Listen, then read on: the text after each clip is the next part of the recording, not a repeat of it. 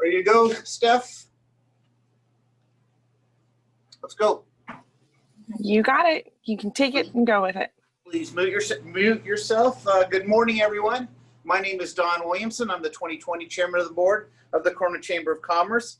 Our staff has put together another really good agenda for you today with a lot of interesting speakers and content.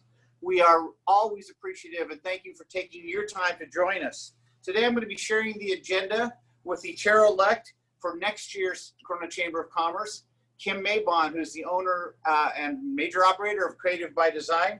Kim will be providing updates and announcements on various events. Kim, will you tell us about our sponsor today? Thank you, Don, and good morning, everybody. Today's event is sponsored by Eagle Glen Golf Club.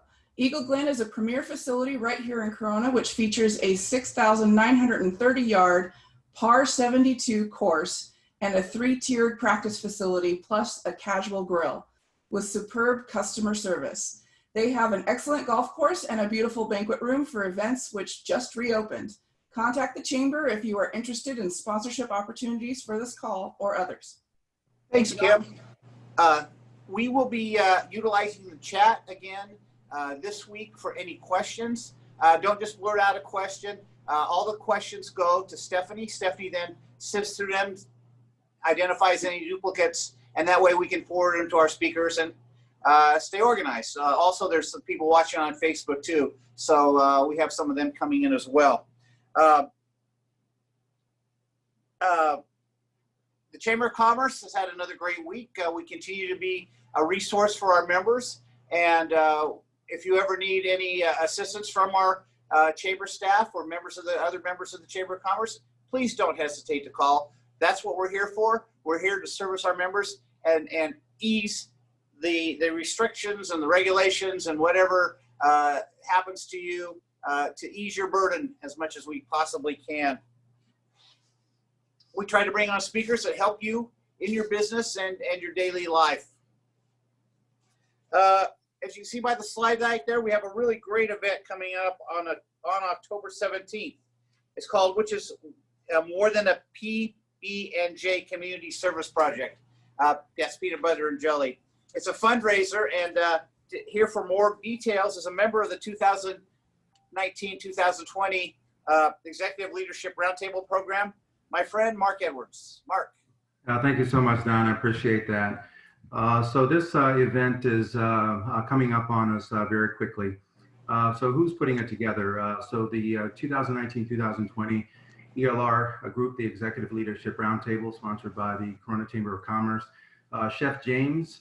Chef James is a local chef that was moved by our project out at March Air Reserve Base. His mother was stationed there. He's currently in the hospital, but has his team of chefs mobilized in order to make this event go off without a hitch. And also of course, the Corona Chamber of Commerce. So what's the cause all about? So we are supporting the USO out at March Air Reserve Base with the upgrade of their kitchen. Since 1941, they've been getting PB&J from the USO, which has been great. We thought that was not enough for our troops that are being deployed in and out of that base, anywhere from 90 to 100,000 troops. And for some of them, it could be their last meal, which could be a little bit morbid, but that's just the truth. So we had mobilized again to put together this barbecue fundraiser, and with a very robust offering: beef brisket, chicken, a vegetarian station, hot link, whole hog station for those of us that partake, and then all the fixings that you can imagine that would normally be at a barbecue. So the offering is very robust. The donation that we're asking for is a fairly small donation, $60 for individual tickets up to 9. Any tickets that are purchased 10 or above go down to $50. And so that's ultimately what we're looking to get. We have a few community leaders that have jumped in, like Jan Steiner, 40 tickets, and she's donating all of the meals to a local charity. Sonia Davis, 20 tickets. Kathy Armstrong, 40 tickets. Dean Safe, 10 tickets. And Francine Alexander, just to name a few, with 20 tickets. So many have jumped in to support our event. We are looking to obviously have this take off on October 17th from 2 to 5. On the ticket will be the pickup time. So we'd love for you to reach out to us. Go to getbigcorona.com. You can actually do it online. Contact Chamber of Commerce or myself, and I will put the information in the chat box again so that you can get more information. So appreciate your support and look forward to a very successful event coming up on the 17th. Thank you, Mark, and thank you, class, for putting this together. This is just a fantastic project. Hopefully everyone on this call will support you. Do we have any questions for Mark, Stephanie? No questions at this time. Thank you. Thank you again, Mark. Truly appreciate all the effort you and your compadres have done on this. Thank you for the opportunity. It's time for a city update, and we're going to turn to our mayor, Jim Steiner. Jim has been a resident here in Corona for over 30 years. Before becoming a politician, he served as a member of the Corona Fire Department from 1986 to 2017. He provided leadership to the department and the Corona Firefighters Association throughout his years of service. A husband and a father, this family man is a fierce advocate for underprivileged kids and children struggling with illness. He has also coached for multiple Corona youth sports teams. He was a Citizen of the Year named so by the Corona Chamber of Commerce a few years ago. And his father was well known here in town for many years before Jim, as a man who was a director, one of the directors of the boys' home that's out in, I guess what today is Eastville. So it is my pleasure to introduce to you our mayor, Jim Steiner. Well, hi guys. Thanks, Don, for that nice introduction. Hello, everybody. Hope you're all well. October is Manufacturing Month in California and here in Corona. In Corona, we are proud to be home to more than 400 thriving manufacturers that employ over 9,000 people in our community. To celebrate Manufacturing Month and this critical industry in our city, we are proud to share 2 events for our community. Next Wednesday, October 14th, from 9 to 11:30 a.m., the city is proud to partner with the U.S. Naval Surface Warfare Division on Industry Day Corona. This annual event connects entrepreneurs and manufacturers with the U.S. Navy as they hear directly on how to do business with the Navy and bring innovative products to market. This event will be held virtually this year and caps at 300 participants, so make sure you register early. And then on Monday, October 26th at 9 a.m., we invite you to join us for Manufacturing Opportunities and Careers That Inspire. This free webinar is for both manufacturers and students and will be held in partnership with the Corona Chamber of Commerce, California Manufacturing Technology Consulting, and Riverside Community College District's Launch Apprenticeship Network. Students will have the opportunity to hear directly from manufacturers, including Fender Musical Instruments Corporation, sharing their success story and investment in their workforce. Register for these events and stay up to date with all economic development news and resources at www.teamcorona.com. And with that, Don, I'll turn it back over to you. Thank you so much, Mayor. Stephanie, do we have any questions for Mayor Steiner? Just one, a clarification question. Did you say that that was 400 manufacturers and 9,000 jobs? Yes, that was what was provided to me by our Economic Development Department. Thank you. Great. Thank you. Great. Mayor, thank you so much for taking the time and giving us an update today. We truly appreciate that. Thank you. Always here for you guys. Thank you. Thank you. Kim? Kim Mavon? Sorry. We'd like to thank the businesses shown on the screen now for sponsoring the Golf Classic, which will be held on Thursday, October 29th. There are just a few sponsorships remaining. If you need help gathering a foursome, don't worry, we'll invite some frontline healthcare workers to golf with your team. Sponsorship is a great way to get your business recognized, build relationships, and have fun. We also have a manufacturing seminar coming up. Corona is home to many manufacturing companies. We are celebrating Manufacturing Month with a free event brought to you by the City of Corona. I believe this is what Jim shared with us, so there's more information on the screen now. October 26th is when the event will take place. Manufacturing opportunities and careers that inspire. If you've been thinking about launching a career in manufacturing, this event is from you.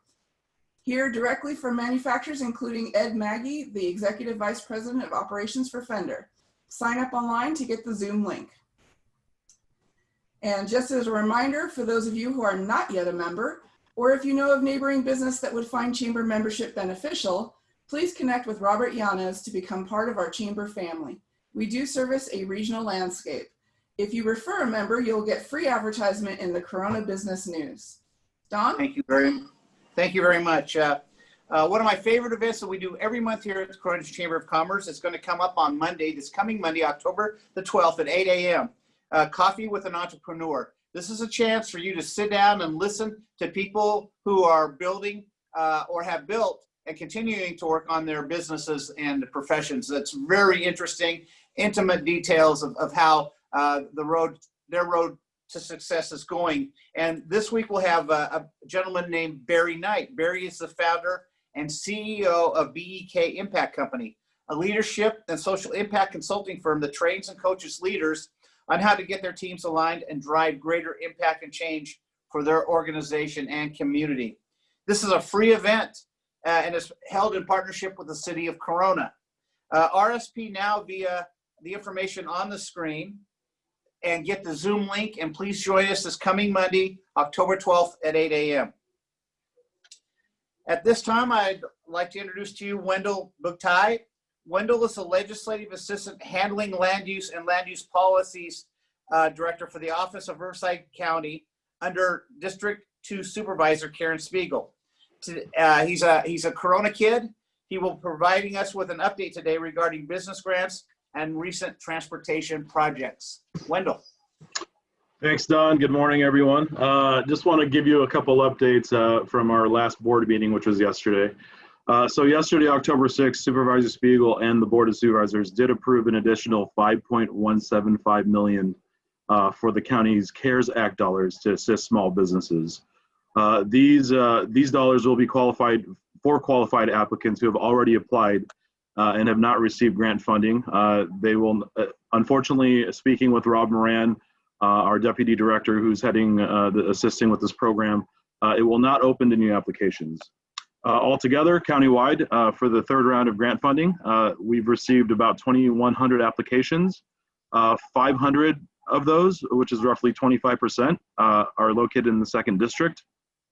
So if you're a small business owner that's already applied for the grant program and would like to know the status of your application with this new influx of funding, feel free to contact Rob Moran, who's I believe we have the contact information there for him on the bottom of this slide, as well as rivcobizhelp.org.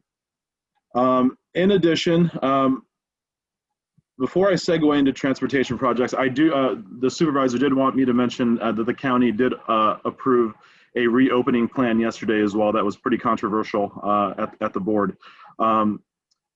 It was basically a approved COVID-19 guidelines and reopening plan. There was a lot of talk at the county level that this would opening up the county without restrictions as part of this plan. And unfortunately, it's just inaccurate as far as the plan and what people are coming up there to speak on. The plan would adhere to kind of the state tiering system that we currently have to obtain input from our executive office and our public health department, and also along with other policy advisors. The reopening plan does request to get more clarification, though, from the state on wedding venues as well as large group gatherings. That's a kind of gray area definition that the state's kind of posed on us. Ultimately, this plan is to open the county safely with these measures that we've currently been taking. So that's kind of what the plan proposes as far as the approval yesterday. Segueing into transportation projects, we're working on the 91 corridor operations project. Again, this is the 2-mile stretch general purpose lane from the westbound direction of the 91 from Green River to the 241. Construction to begin October 2020 and expected to be completed in late 2021. In addition, we're also working on the Temescal Canyon widening project between Tom Bars and El Cerrito. That's expanded from 1 to 2 lanes on both sides, and we're currently in the environmental and design phase of that. In addition, the Hamner Bridge widening, we're working with the city of Norco and Eastvale to add the 2 additional lanes and a pedestrian trail to the existing bridge. That construction does start spring of 2021. Lastly, the fast track project from RCTC between the 1591 to the 60 should be completed by the end of this year, so we can get all those cones out of the way on the 15. And last but not least, I will post a link for the supervisor's newsletter, which we send out monthly at this point, and to keep up to date on everything second district related. So that concludes my report, Don. Wendell, thank you so much. Stephanie, do we have any questions for Wendell? No questions. Wendell, thank you again. We always appreciate you coming in and giving us an update on what's going on there at the county. Thank you so much. Thank you. I want to remind everyone that today's event is sponsored by Eagle Glen Golf Course. The Corona Chamber and the Eagle Glen, we have a great partnership with that facility. We have many events and have had many events there, and we will in the future. We have some big events lined up this month at this property, and you don't want to miss out. The next one's going to be on October 16th, Good Morning Corona. It's going to include a hot breakfast, just like the old days, and we'll have more details from Kim shortly about that. Also on October 29th, we're going to have our annual golf tournament out at Eagle Glen. Eagle Glen, most of you on this call, I'm sure, have been there. It's a wonderful location, beautiful facilities, and you can have any social event there that you have coming in your life. So thank you to Eagle Glen for sponsoring this morning. Kim? Thank you, Don. Our next Good Morning Corona will be Friday, October 16th. We have both virtual and in-person tickets are available. Congressman Ken Calvert is our invited keynote speaker. Early registration has already ended, but if you use promo code VOTE when you register today, you'll receive $15 off. The promo code is only valid for today, and seating at the Eagle Glen Golf Club is limited due to COVID precautions, so don't delay and sign up now. I'm going to turn it back to Don to talk about our upcoming golf raffle. Don? As part of the golf tournament, we are having opportunity tickets. These are raffle tickets that have incredibly great prizes that you can see there on the screen. The sales of these tickets allow us to invite more healthcare heroes to come and participate. You have a chance to win a Fender guitar, televisions, and I bought my personal ones yesterday. So I don't know whether you guys should buy any more or not, because I want to win all this stuff. But no, please, the ticket prices are $20 each. They're 6 for $100, or they're 40 tickets for $500. So please contact the chamber, a member of the chamber board. We all have the tickets. Please participate in this and help us get as many possible of our healthcare heroes out there to join in the fun as possible. If you would like to promote your business during our golf tournament, this really gives you an opportunity to do that, because there will be additional raffle and auction items to give away, and anything you donate will certainly be credited to you. So again, please contact the chamber if you have something that you can donate to this cause and help us have a successful event. Kim? Register for Paul Webb's very popular workshop coming up on Thursday, November 5th. Paul is a licensed NLP master trainer with over 43 years of sales training experience. The focus will be on personality types. If this is your first workshop, Paul will do a quick review before going on to new material. This is a can't miss for anyone in sales. Don? Thank you, Kim. And now for the highlight of today's meeting. We are joined at midday by 3 talented and decorated individuals from the Naval Service Warfare Center Corona Division, which of course is located out in Norco. Our keynote speaker is no stranger to us. We've had him address us last in May during our CCBB meeting on how to apply for business innovation research funds for the Navy. Seems like it was a long time ago. Captain Khary Hembree-Bey is the current commanding officer of the NAVSEA Warfare Center here and leads more than 3,700 sailors, Navy civilians, and support contractors in Corona's critical mission as the independent assessment and analysis agent for the Navy, which is an incredible responsibility. Together with him today is Aubrey Lavitoria, Deputy Director of Small Business Programs. He oversees the NSWC Corona programs and activities focused on identifying and engaging small businesses to support the deliver capability and capacity to their mission. He also serves as a director advisor to the commanding officer, technical director, and executive leadership on a wide range of small business topics and policies, industry outreach initiatives, and the execution of our small business programs, goals, and requirements. Also joining us today is Clarke, who has been here before as well in the CCBB meeting too. He is a strategic advisor to senior leadership and the former award-winning director of public and congressional affairs for NAVSEA. Beginning will be the captain, followed with updates by Aubrey, then Troy. Gentlemen, you have the floor. Don, thank you very much. And the team, thank you very much for those kind words. And we have to update that script for you. We're now at 3,800 employees and growing as we continue to grow and develop here within Corona, meeting the Navy's mission every day. So a couple of big updates that I've got the team, both Aubrey and Troy, to tell you all about, but it is exciting times. As we continue to operate through this environment, we are both executing the Navy mission every day at your local Navy base and doing the things that you need us to do to make our nation safe. So with that, I'll close with a couple of ending comments, but I want to turn it over to Aubrey to talk about our industry day coming up that was Mayor Steiner had mentioned, and then also turn it over to Troy to talk about TechBridge, which I'm extremely excited about what is going to bring into the Inland Empire. So with that, Aubrey, over to you.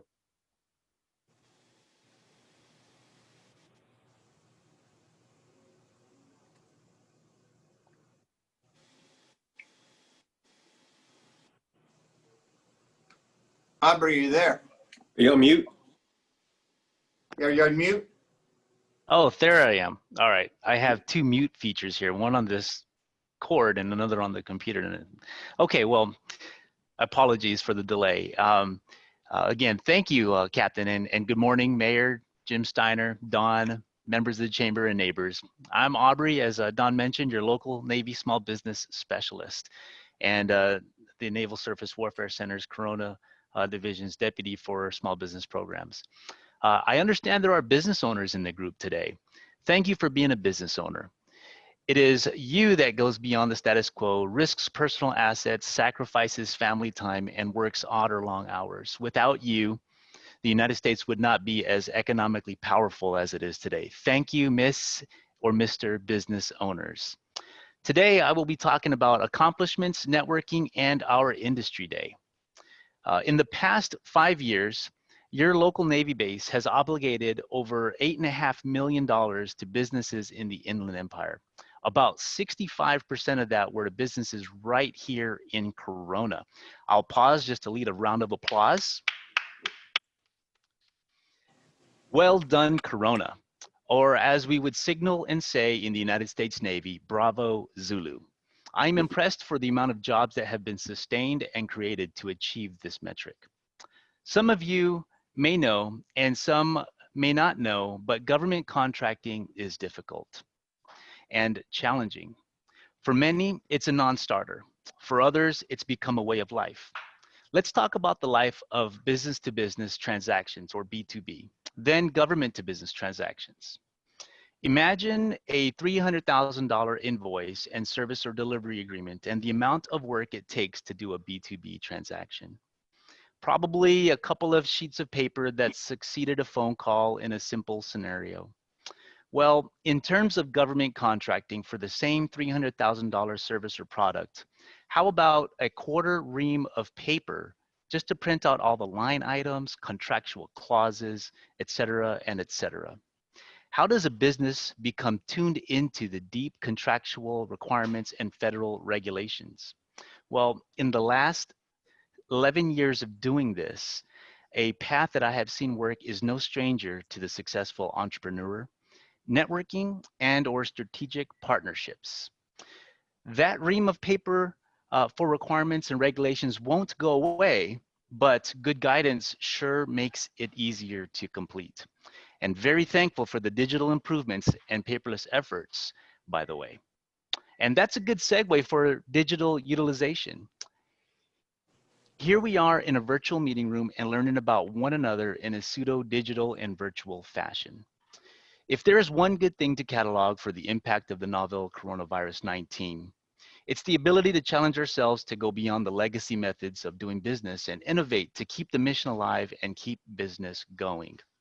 What we are doing to this effort is conducting a first ever virtual industry day that we will be having next Wednesday, as Mayor Steiner had mentioned, from 9 a.m. to 11:30 a.m. local time or Pacific Standard. For the last 7 years, we've done this face-to-face. And this year, we're going to do our best to uphold the essence of a voice-to-voice meeting. For this reason, we will be minimizing the use of the chat box as a main method of communication.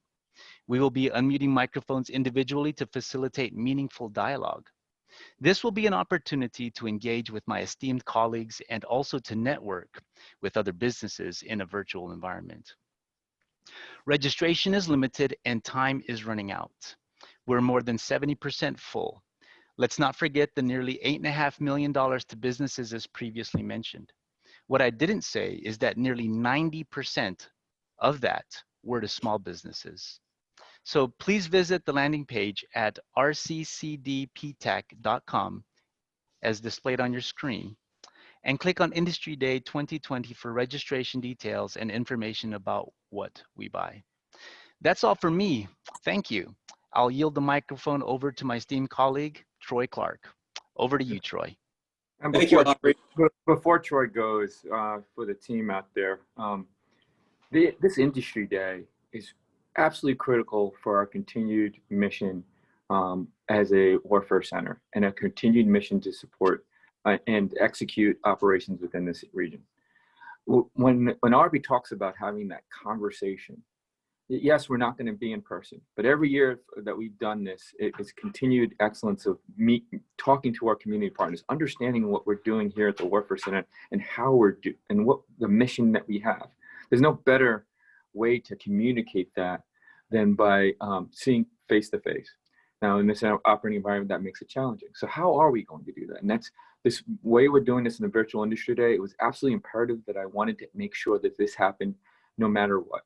It's so critical that we talk and communicate with our fellow stakeholders within the region and have that communication. And we're doing a lot of exciting work for defense of our nation here at Corona. We're doing great between science and technology. We continue to grow. As I mentioned to Don and to the group, we're growing at 100 and we continue to hire, we continue to grow in this region.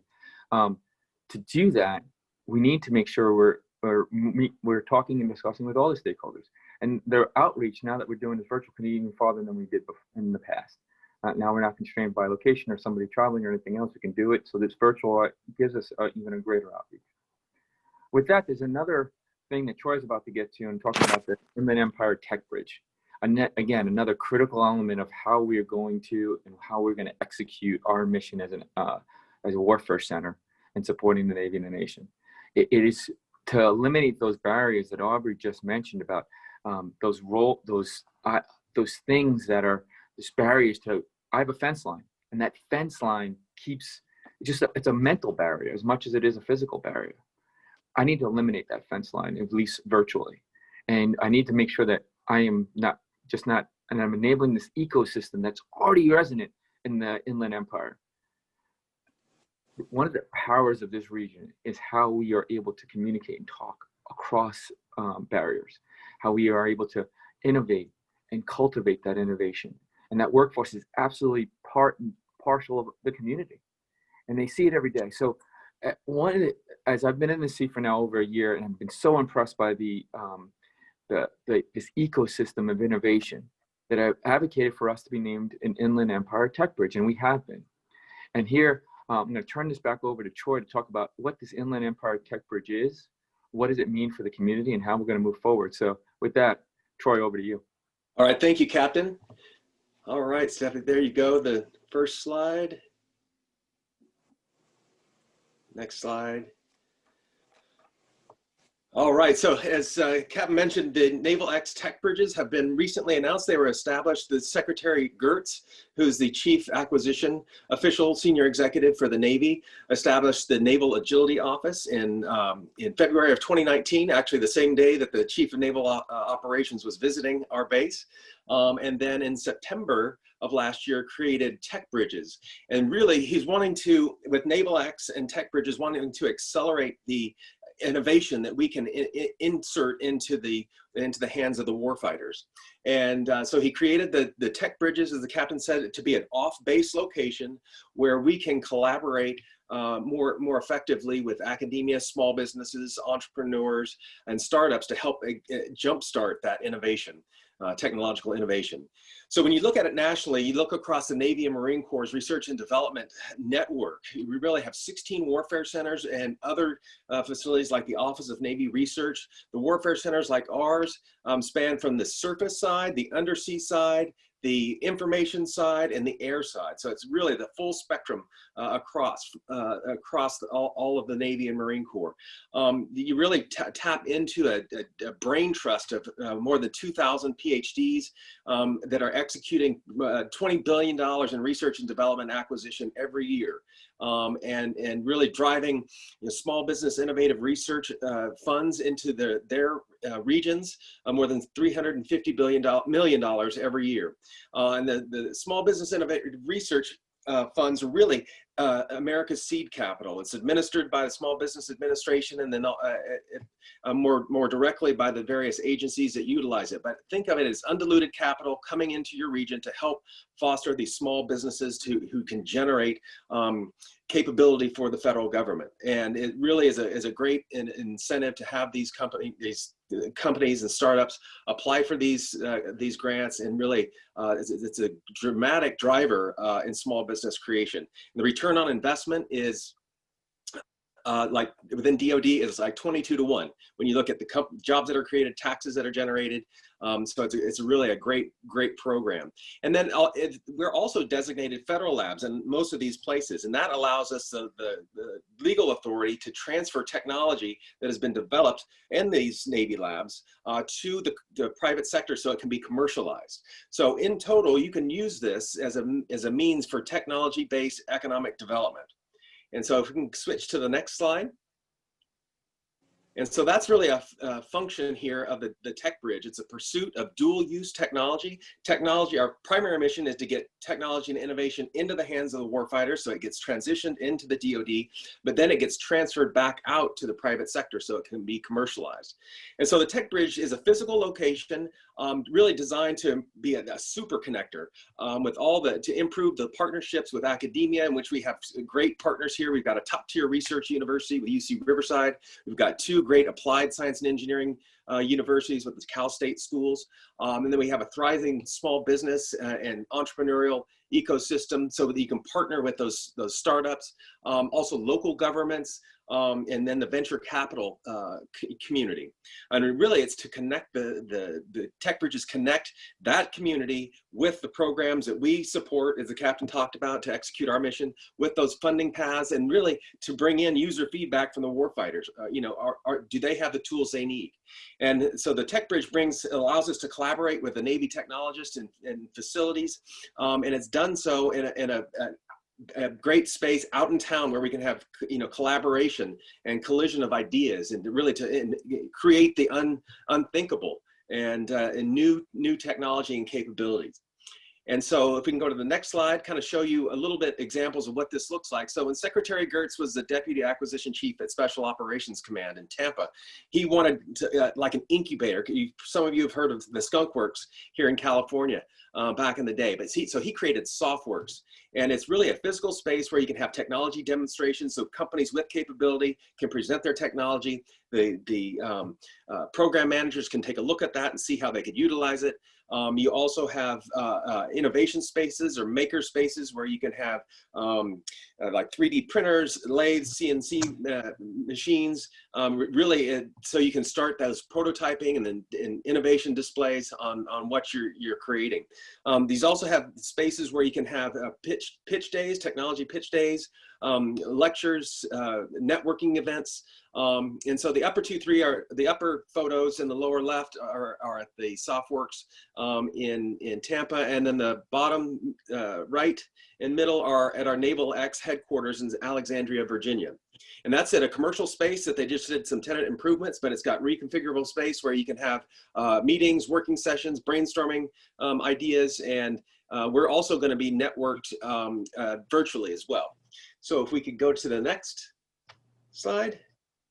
And so this, the Secretary Gertz announced 5 originally in September, and then another one in December of last year at Palmetto TechBridge in Charleston, South Carolina. And then in May, we doubled the total network to 12 across the country. And each of the tech bridges are anchored to a Navy command.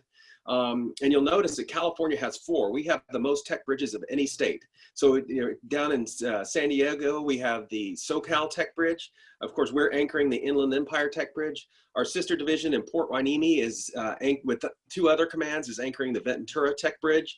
And then at the Naval Postgraduate School in Monterey is the Central Coast Tech Bridge. And we work as a network together. And each, as many of you know, each of these military or Navy anchors have unique missions like us. And so the if a particular region may have a capability that might be, say, in the Northeast, at Newport, Rhode Island, they might have a capability that we need. They rapidly connect us together. We have a national network as well that at our headquarters that feeds any inbound connections throughout the entire network to see where we might be able to leverage that capability. So on the next slide, talks about really the launch cycle. So in January of this year, the national headquarters came out to evaluate what our innovation ecosystem looked like. And as the captain mentioned, we have a burgeoning innovation ecosystem, and they were so impressed. We had to meet with some of our key stakeholders, and they were so impressed. They said, within 2 weeks, they said, you guys are ready to launch. Then COVID happened. And so we were delayed in that launch. And in May, Secretary Gertz, announced the expansion, doubling of the network. And we were named as the Inland Empire Tech Bridge, spanning both Riverside and San Bernardino counties. So right now we're in the connection phase of really building those connections across the Inland Empire, working with our academic partners. And while we are located in Norco, and Riverside, Corona, Norco has been our geographic center for many years, we also have, so we're building on the San Bernardino footprint side, and working closely with Cal State San Bernardino and their School of Entrepreneurships and their various technical departments, and to really accelerate the learning across our network throughout the Inland Empire. Some interesting facts about the Inland Empire are, when you look at us as a population, we're nearly 5 million people. That's larger than 25 states. So we probably have, our tech bridge reaches probably the largest population in the nation. We're the center of the nation's logistics network. We have the largest cluster of Amazon fulfillment centers in the world. That's the world's largest store. We also have the largest concentration of military personnel of any state. And you look at where we are in Norco, Corona, we are smack dab in the middle of that. You've got Camp Pendleton and the Navy down in San Diego area. Then you've got March Air Reserve Base. Then you go to the Northeast, you got Fort Irwin, you've got 29 Palms, Marine Corps Logistics Base in Barstow. We're smack dab in the middle of that. And we're the only federal lab in the Inland Empire. So we're able to leverage that to attract partners and engage in the TechBridge network capabilities. So in the next couple of years, the Navy is going to provide some seed funding, about $1 million in the next 3 years to help us start the TechBridge, the physical space. And then they're also going to be providing seed money for a prize challenge where we'll have companies compete to help us solve a technical challenge that we're working on. That will be about $1.25 million. And then ultimately, though, we're going to have to be self-sustaining. And that we're going to have to come up with a sustainable business model, working with our community partners on what that might look like. So we're brainstorming on that as we speak. And we have the flexibility to design the TechBridge any way our region needs. So Secretary Gertz says he doesn't want tech bridges all looking alike. Then they'd be redundant. He wants it to reflect the regional ecosystem.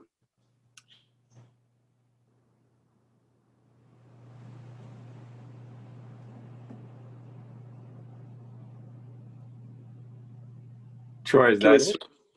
No, can we switch to the next slide? There we go. So leveraging NSWC Corona as the anchor for the TechBridge, really want to see that my vision for the TechBridge is to really be the catalyst for our region to be a recognized national innovation hub and be the driver for the technology-based economic development. And just like we were not the nation's center for logistics supply chain 20 years ago, but now we are. So I believe we can achieve this vision, leveraging our academic partners, our strongly supportive local and state governments, and then us as a federal lab.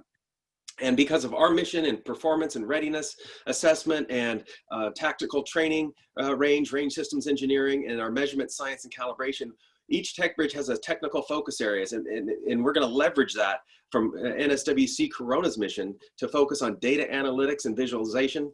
Think artificial intelligence, machine learning, deep learning, neural networks, to really help us bring more capability to bear for the Navy. Then from our expertise in being the engine behind Top Gun, all those tactical training ranges, and the next generation training ranges called Live Virtual Constructive, we're going to leverage our expertise in networks data environments. We're that engine behind all that Live Virtual Constructive training network. And then our measurement technology for emerging weapon systems like the high energy laser. We created a high energy laser lab, developing a meter to measure the strength of a laser, working with the National Institute of Science and Technology. And so that is the vision and what we're going to focus on. It doesn't mean we can't focus on other areas. Certainly our region does have expertise in other areas. So as part of the larger TechBridge, we can certainly leverage that. And on the next slide, we'll talk about who our current partners are. Certainly you see a lot of heavyweights on that slide, but federal support from Senator Feinstein, Congressman Calvert, of course, Senator Roth, Karen Spiegel, Supervisor Spiegel, and a number of other community boards. And you'll also notice now that it's Manufacturing Month, a key partner for us is the Federal Manufacturing Extension Partnership. So that's the California Manufacturing Technology Council here in California who manages that Federal Manufacturing Partnership. Working obviously very closely with our business resources like the Riverside Chamber, Corona Chambers, the X-Sites Startup Incubator and the Small Business Development Center at UC Riverside, and then Riverside Community College District, the PTAC, who's helping put on our Industry Day, and their Economic Development and Entrepreneurship Office. And then some of our key academic partners are listed there on the right. We're really excited to have, as I mentioned, a top-tier research university in our region. You've got the 2 applied science and engineering schools with the Cal States. We've got 8 private colleges. We have 11 community colleges in the Inland Empire. And in fact, I've got a meeting later on today with Chaffey College, working on getting into all the Inland Empire and Desert Region community colleges. And then, of course, as a part of the larger ecosystem, that also includes the workforce and the K through 12 STEM pipeline. So we're working with the Science and Technology Education Partnership. And so on the next slide, we'll kind of show you what, with this team and an expanding network, what does success look like for us? I'm really having that regional collision space. And it may not be just one, it may be several nodes around the Inland Empire because we are such a geographically large area. So in discussion with our partners, we'll probably have something down in Temecula-Murrieta area, something in the San Bernardino area, perhaps anchored with the Center for Entrepreneurship at Cal State. Definitely in Riverside, in the Corona-Norco region, and even down in the Palm Springs region where UC Riverside and Cal State San Bernardino have their satellite campuses. And also, increasing the amount of SBIR awards to our regional company. That's outside capital that's flowing into our region to help grow businesses. Grants and external funding to sustain and support our efforts as we launch the TechBridge. As I mentioned before, with the federal and regional innovation and institute designations, you can use TechBridge to be that catalyst. And really, as the nation pivots to focus on the industries of the future, the 5 industries of the future, which are advanced manufacturing, advanced communications like 5G, artificial intelligence, quantum information science, and biotechnology, biosecurity. Really, success is new companies being established and thriving in our region. And the final definition of success is that innovative technology that's being transitioned to our military and then transferred back out to the private sector for commercialization. And with that, we can have a thriving technology-based economic development plan for our region where we can thrive and create better lives for our residents. So with that, I'd like to open it up to comments and questions. And if the captain has any additional information he'd like to add. Just how close out, and then we'll just stand by for comments and questions. So Aubrey, Troy, thank you very much for providing the team with that information. And there's three takeaways I'd like everybody on the line to go with what Troy had mentioned. One is the Inland Empire TechBridge. You talked about what TechBridges are and what they can be. It's really upon us as the Inland Empire to define what it is for the Inland Empire. And that takes all the stakeholders to have a vote. And with that, it's the idea that the Navy is not leading this effort, we're championing the effort because we need a sustainable business model.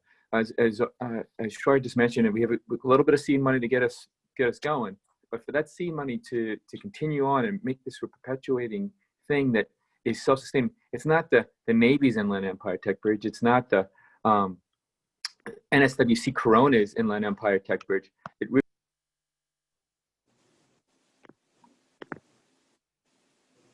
Oops, Captain, you're muted. Oh, sorry. It's really how we define it in the region.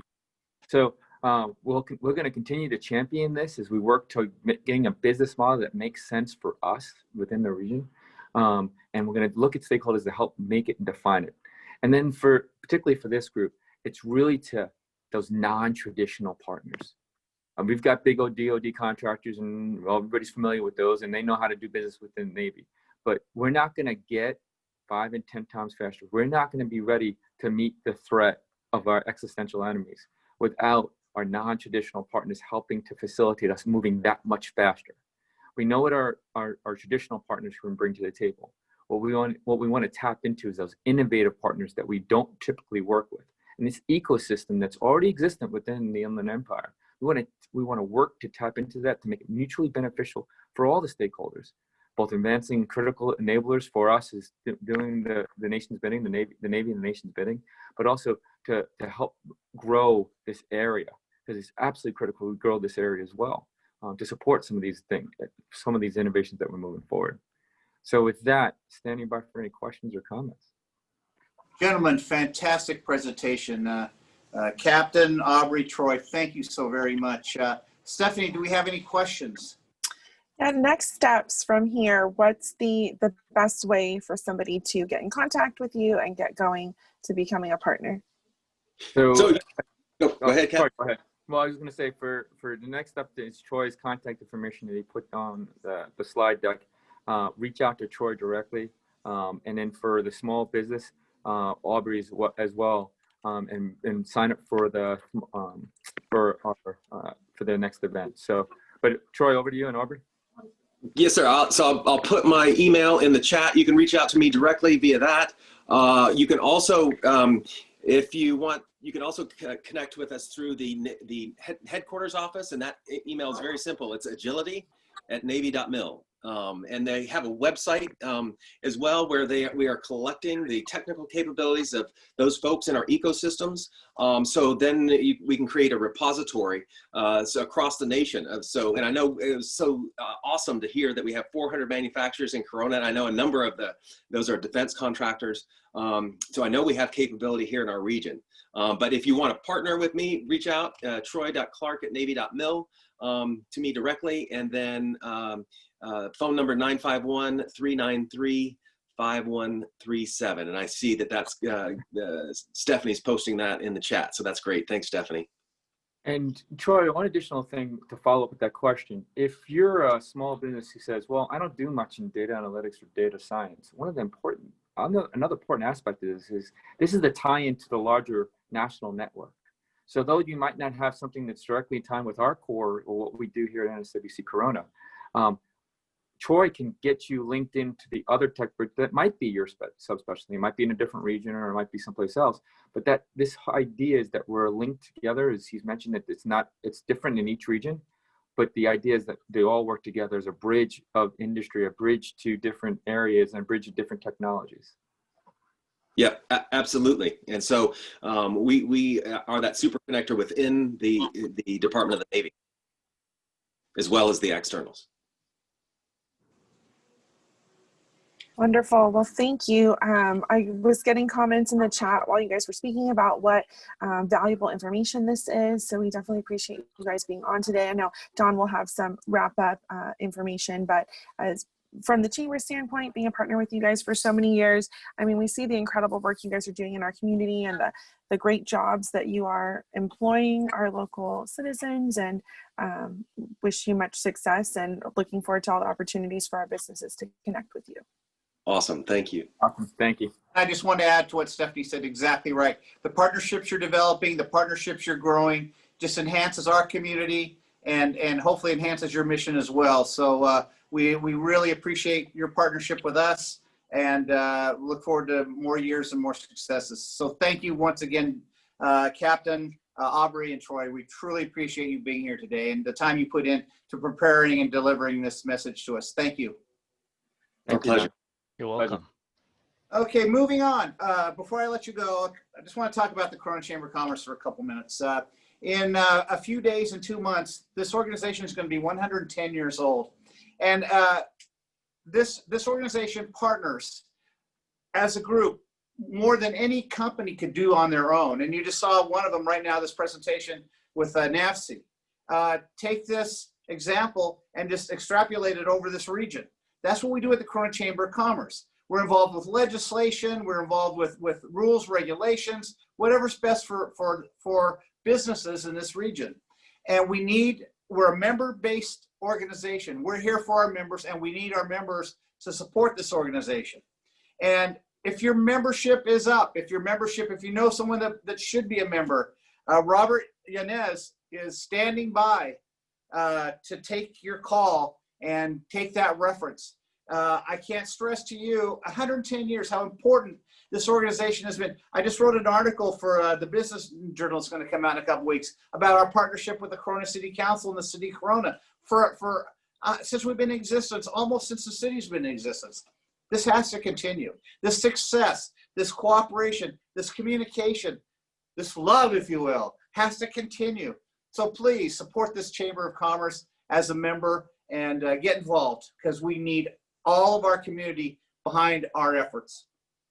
Give Robert a call.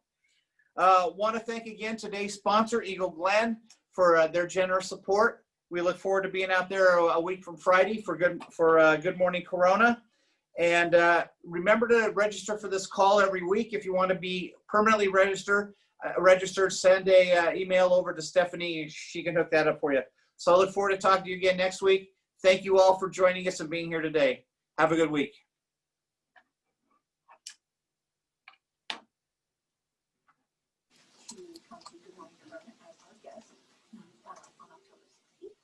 To present you with